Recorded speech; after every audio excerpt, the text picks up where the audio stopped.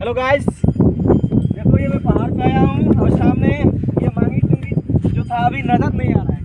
पूरा बादल से ढक चुका है, एकदम बादल लगा हुआ, काला बादल पूरा ढका हुआ है और बारिश भी हो रहा है थोड़ा थोड़ा बूंद बूंद। देखो ये बाल भी मेरा पूरा भीग चुका है, और नीचे जाना है मेरे को। ये नीचे दिखाओ भाई, इतना नीचे जाना है, 4 घंटा लगेगा लगता है। आज बारिश में भीग करके ही जाना पड़ेगा क्योंकि बारिश इतना हो रहा है। अभी तो ज़्यादा है नहीं, लेकिन इतना बादल लगा है ना, जाते जाते पूरा भीग जाऊँगा।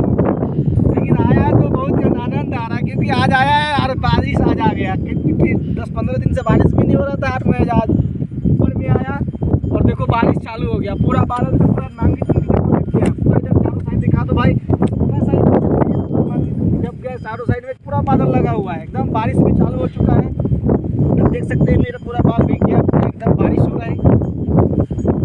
बस यही वीडियो में देखना चाह रहा है कि मैं आया तो आज बारिश भी चालू हो गया पहाड़ पे।